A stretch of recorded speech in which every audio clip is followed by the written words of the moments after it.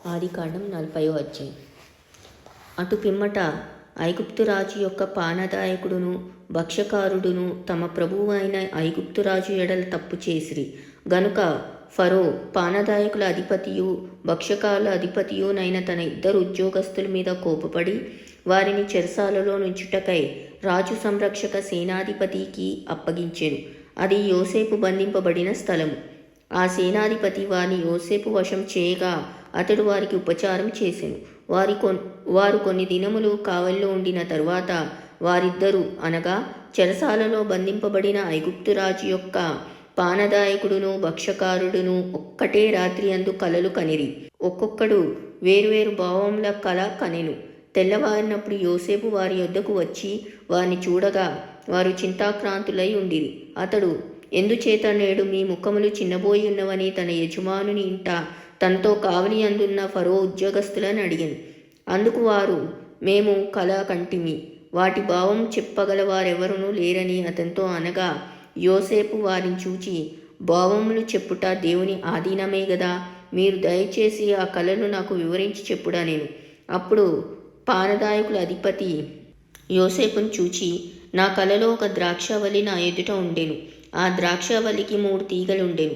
అది చిగురించినట్టు ఉండెను. దాని పువ్వులు వికసించెను. దాని గెలలు పండి ద్రాక్షాఫలములాయెను. మరియు ఫరో గిన్నె నా చేతిలో ఉండెను.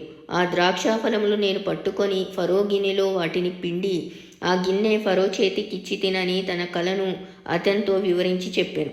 అప్పుడు యోసేపు, దాని భావం ఇదే, ఆ 3 తీగలు 3 దినములు, ఇంకా 3 దినములలోగా ఫరో నీ తలను పైకెత్తి నీ ఉద్యోగము నీకు మరలా ఇప్పించును. నీవు అతనికి పానదాయకుడివై ఉన్ననాటి మర్యాద చొప్పున ఫరో గిన్నెను అతని చేతికి అప్పగించెదవు.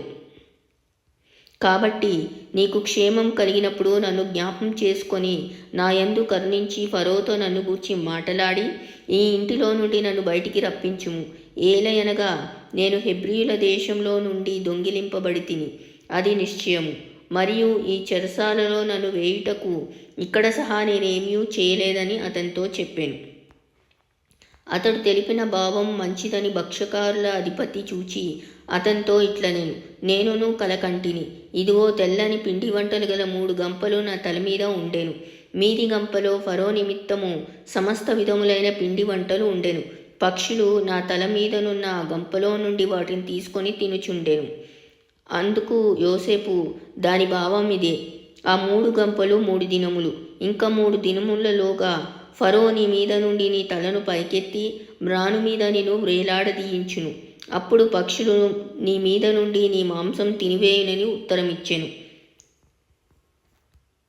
3వ దినమందు జరిగినదేమనగా, ఆ దినము ఫరో జన్మదినం గనుక అతడు తన సేవకులందరికీ విందు చేయించి వారి నడుమ పానదాయకుల అధిపతి తలను భక్ష్యకారుల అధిపతి తలను పైకెత్తి పానదాయకుల అధిపతి ఉద్యోగం మరలా అతనికి ఇచ్చెను గనుక అతడు ఫరో చేతికి గిన్నెనిచ్చెను. మరియు యోసేపు వారికి తెలిపిన భావం చొప్పున భక్ష్యకారుల అధిపతిని వ్రేలాడదీయించెను. అయితే పానదాయకుల అధిపతి యోసేపును జ్ఞాపం చేసుకొనక అతని మర్చిపోయెను.